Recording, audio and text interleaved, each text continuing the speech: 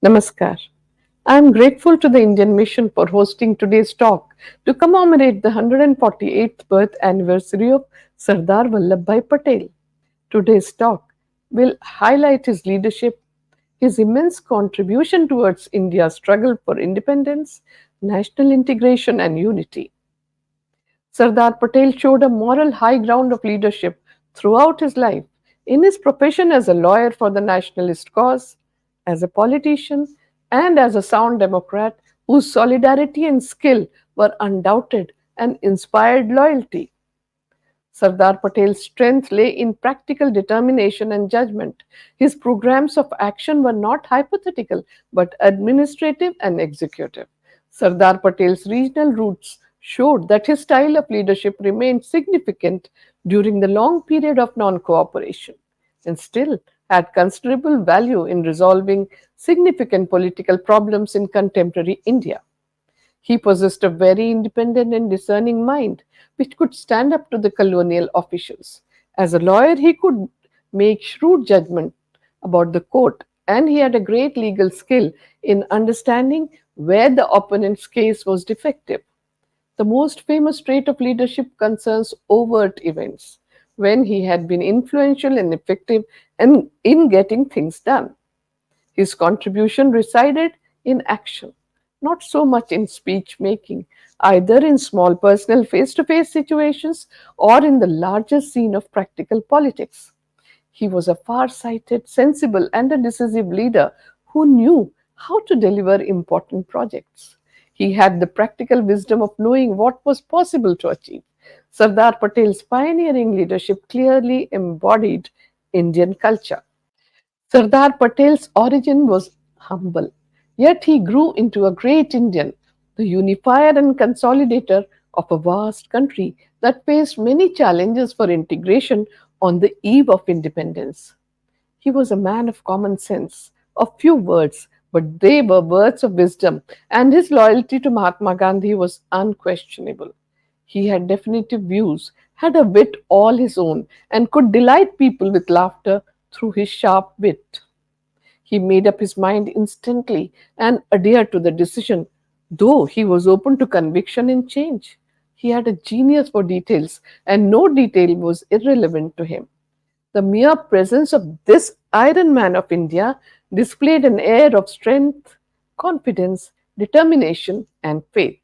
His concern was always to stress and share the civic basis of Swaraj or self rule. To benefit the poor and downtrodden, he had said, and I quote, "Humility is essential. I am pained whenever I find it lacking. Our proper place is not at the vantage point of power, but at the vantage point of service." Unquote. Sardar Patel's legacy is associated with the unity and integrity of India. His crucial role in integrating the princely states and in furthering national unity in the aftermath of India's independence. His negotiation skills, precisions, firmness, and administrative efficiency facilitated to achieve this remarkable feat. Equally, he stands out as the first major leader of the independence movement who came from a rural background, whose leadership in the various satyagraha and non-violent civil disobedience movements is remarkable. His inclusive approach was focused with laser like intensity on the essentials and the goal that had to be achieved. He undertook all the actions with total dedication, with no halfway measures. Sardar Patel's characteristic strength, resolve, wisdom, vision, nationalism helped in enabling India to achieve progress in its stature and growth from poverty to prosperity as a robust nation. He achieved this because of his mastery of personal leadership and institutional management. He was born on October 31st, 1876, in Nadia district in Gujarat state in India, in a Patidar family who were landowners. Patidars are known for rallying closely against outsiders, respecting their seniors, and individual reverence to the extended family, along with a sense of equality. He instinctively acquired all these traits. From his mother, Sardar Patel imbibed the motherly instincts of spirit of service. Also, a taste for cleanliness and orderliness he observed throughout his life. From an early age, Sardar showed the qualities of responsibility, forthrightness, and courageousness. He was always attracted to justice, was skillful in debate, aware of his adversaries' weak points, and an eloquent speaker from his school days. He had inherited the great quality of becoming a firebrand freedom fighter, warrior like character, restless spirit, and an irresistible desire to fight against injustice in the political stage in India. He had the power of persistence and capacity to bear hardships, fearlessness, bold temperament, along with a strong and stout build. In a valedictory call on independence, he had declared, and I quote, "Freedom was not won by the sword and will not be protected by guns alone. Internally, it is the honest core of people and the true realization of the responsibilities of a free citizen that alone can save freedom." Unquote. Sardar Patel possessed the qualities of a servant leader with exemplary traits. He was straightforward, said what was on his mind, and his commitment to India's independence was true and strongly defined. He had exceptional qualities of courage of conviction, measuring all the decisions against truth, injustice, and exploitation, coupled with a strong sense of humor, transparency, total fearlessness, and successfully navigating to the right choice. He excelled in the art of persuasion. He kept people's interest at heart, and his organizing skills will always remain an inspiration for every Indian. Sardar Patel's clear and accurate conception of his objectives and goal played a significant role in the Indian independence movement and later on as well. He was a self taught man and had the ambition of becoming a barrister. To attain this goal, he initially became a lawyer by learning by himself and saved money for his ambition to become a barrister. He excelled as a criminal lawyer and mostly took up those involved in police cases and became a renowned lawyer. All this became possible because of his deep understanding of human nature, his deep analysis of the circumstances of the case, and his penetrating cross examination that helped him win more than 90% of the cases. Sardar Patel displayed an iron like quality. He never wavered in the decision he once took and pursued them with a firm determination. He went to London in August 1910 and finished his course in 30 months at the Middle Temple, obtaining a first class first degree and winning the prize of £50. He also took an examination in Roman law, in which he stood first. In February 1913, he returned to India and started his practice in the Ahmedabad district in Gujarat. He was forthright, skilled, and totally dedicated to his profession. He excelled in cross examination and could unnerve even well prepared, tough witnesses. During the cases that he undertook, he indicated a meticulous understanding of facts, an accurate estimate of the opponent's points, a carefully planned defense and attack. Soon he achieved fame as a revered barrister and was an acknowledged success in his chosen career. What mattered above all was the fearlessness with which he handled the court, something unheard of in 1913-1914, before Mahatma Gandhi arrived in India from South Africa in 1915. In 1917, Sardar Patel entered the municipal politics of Ahmedabad. Soon after his election to the municipality, he established his authority and proved his mettle, an iron will to fight his way to victory. Also, his ability as a leader of steadfast courage, dedicated to public cause, and one who could outmaneuver his opponent by staying firm to facts through a meticulous strategy and planning. He was a stern and a severe man, impartial and public spirited, man of 42 years who came in direct contact with 48-year-old Mahatma Gandhi for the first time in November 1917 at the Gujarat Political Conference in Godhra. It was here that Mahatma Gandhi had made a statement of great significance. He said, and I quote, "If we are unable to run our village administration skillfully, honestly, and justly, how can we justify our demand for the independence of our country?" Unquote. Sardar Patel, who was imbued in rural culture, could not agree more. He had proved this by his actions in running the civic administration of Ahmedabad. People of Gujarat observed in him a new national leader in the making, an unrelenting crusader, an able administrator, and a skillful negotiator. In the year 1917, the nation witnessed Mahatma Gandhi's victories in quick succession in three satyagrahas, which made a sweeping effect on Sardar Patel's mind that was profound, far reaching, and lifelong. It moved a mind that was resolute, analytical, and governed by reason. Mahatma Gandhi had translated the political mantra given by Lokmanya Tilak, and I quote, "Freedom is my birthright, and I will take it at any cost." Unquote. Gandhiji translated that mantra into action to turn it into a reality by carrying it to India's teeming millions in her villages. In 1917, Champaran Satyagraha in Bihar, it was the great surge of thousands of indigo cultivators rising to Gandhiji's call. Gandhiji emerged as a great leader of the oppressed peasantry.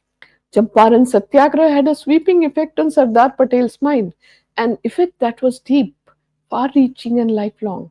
It moved a mind that was resolute and analytical, a mind not influenced by sentiment but governed by reason. Sardar Patel saw the beginning of a new agrarian revolution which impressed him the most as he was the son of the soil.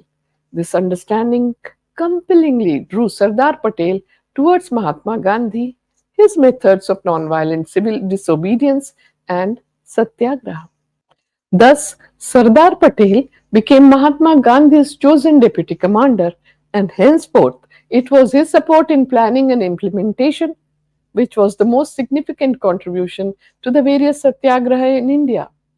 Sardar Patel gave Gandhiji his intellectual brilliance, unstinted loyalty of a devoted, self sacrificing disciple endowed with extraordinary organizational ability.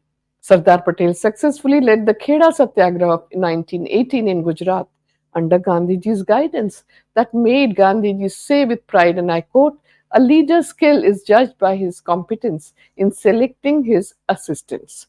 Many were prepared to follow me, but I could not make up my mind as to who should be my deputy commander. Then I thought of Vallabhbhai Patel. I must admit that when I first met Vallabhbhai, I could not help wondering who this haughty person was and whether he could be able to do what I wanted. If it were not for his assistance, this campaign could not have been carried through so successfully. Unquote. Sardar Patel helped Gandhiji build a strong, disciplined, non-violent army of satyagrahis and also a party mechanism capable of conducting a fight against the British for nearly 3 decades. With a view to keeping such a machinery in trim and high gear, Sardar Patel maintained party discipline by being even ruthless to some stalwarts turned rebels. He was the only disciple who Gandhiji permitted to launch and lead Satyagraha independent of him. The Kheda Satyagraha brought these two great men of India together. It was the beginning of Sardar Patel's public life and his active involvement in Satyagraha for India's independence. In 1922, Mahatma Gandhi was arrested and charged with sedition for writing essays against the British government. Sardar Patel abruptly found himself alone and took a resolve to take charge of the civil disobedience campaign in the state of Gujarat. Mahatma Gandhi's first article after his release from imprisonment and recovery was about Sardar Patel's leadership. He paid a compliment to Sardar Patel's outstanding organizing and administrative skill and noted that Sardar Patel had collected around himself a band of devoted workers of like mind and ability. After this, Sardar Patel led the flag satyagraha in Nagpur, and after that, the Borsar Satyagraha in Gujarat in 1923. Mahatma Gandhi congratulated Sardar Patel for the victory in Borsar Satyagraha and wrote, and I quote, "Welcome, the king of Borsard." Unquote. Sardar Patel led the Bardoli Satyagraha in 1928 in Gujarat, and that was his most famous intervention that occurred between 1925 and 1928, attending to a tax agitation in the drought afflicted district of Bardoli in Gujarat. His capabilities as an organizer, speaker, relentless campaigner, and an inspirer of ordinary people were previously known, which came to the fore in the Bardoli Satyagraha. In 1926, government had carried out a land survey in the district and passed a new assessment for the land revenue, which the peasants opposed. Sardar and his associates meticulously examined the matter and were satisfied that the peasants' cause of not paying the enhanced land revenue was just. His leadership blended the foresight of a peasant, and his exceptional determination and his straightforward diplomacy had the capability of a master tactician. He united villages and towns, brought about monetary and moral support from all over Gujarat for the farmers' agitation. The Satyagraha remained thoroughly non-violent, despite the forced confiscation of land by the British government. The Satyagraha in Bardoli transformed the mood of despondence in the country, and it gave the Indians fresh determination. It gave the peasants new confidence. The soldiers of this Satyagraha were about 80,000 villagers of Bardoli district. Their leader was Sardar Patel. He was given the name of Sardar, or the chief, by a village woman called Mitiben during the struggle, and the whole nation accepted this title from then on. He substantially contributed to the salt satyagraha led by Mahatma Gandhi in 1930. Going up to the Dandi seashore was Sardar Patel's choice, and so were the leaders of the Salt March. They were his most trusted lieutenants since his earlier satyagraha. The march was historical in its fulfillment of Gandhiji's promise to launch a campaign in protest against the British refusal to comply with the complete independence resolution passed in 1929.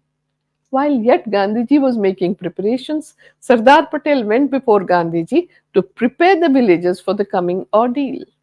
He was moving in advance as Gandhiji's forerunner when he was arrested, sentenced to 3 months' imprisonment, and lodged at Sabarmati jail in Ahmedabad.